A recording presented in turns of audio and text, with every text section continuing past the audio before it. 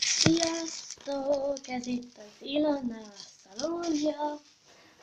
Egyik barátnőm iskolában megkérdezte, hogyan kell műkörmöt csinálni otthon a saját körmödből.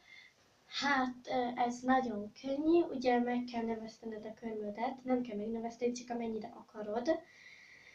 Igen, és ugye kell neked körömlak, igen, tök mindegy milyen színű, nekem ilyen körömolaj, de ilyenbe lehet venni, csak én most ilyen kis tókba tettem, ugye van, igen, ilyen tókhez, igen, és ugye hát ennyi, és ugye ecset. Ugye először is a körömolajjal bekenjük a körmünket. Igen, ha bekentük, ugye azért kell a körömolaj, hogy szépen csillogjon, mert ugye az ilyen műköröm is szokott csillogni.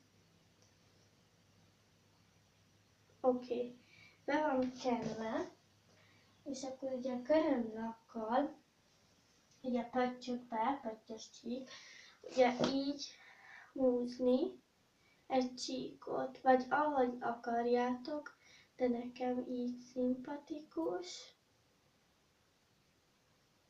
Igen, így.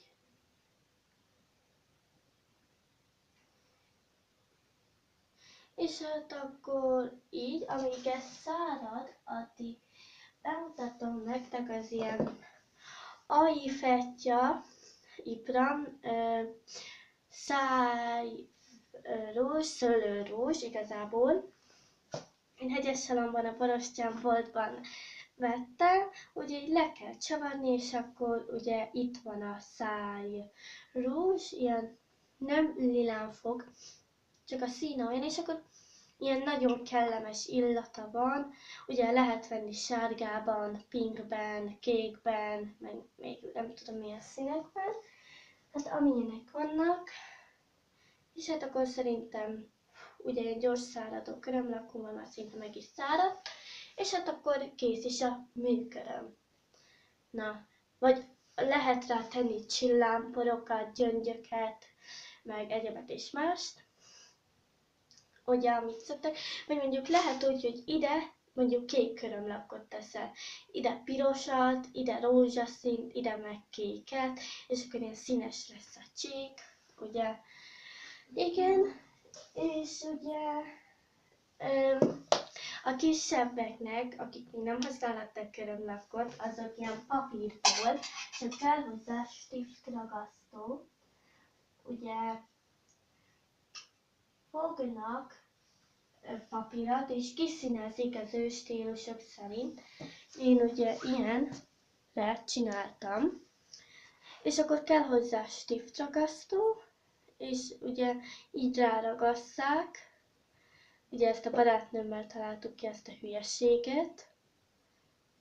Igen, csak nekem most nincsen stiftragasztóm, csak így mutatom, és akkor hamar le lehet venni, feltenni, és akkor igen, és akkor hát ugye van ez a kívánság hónap, kommentbe írjátok, hogy milyen videót csináljak, minek költözzek be, mivel kapcsolatos legyen, tudjátok, az előző videóban elmondtam, és hát akkor sziasztok, már nekem nincs is mutatni valóm, és akkor már kész is, sziasztok!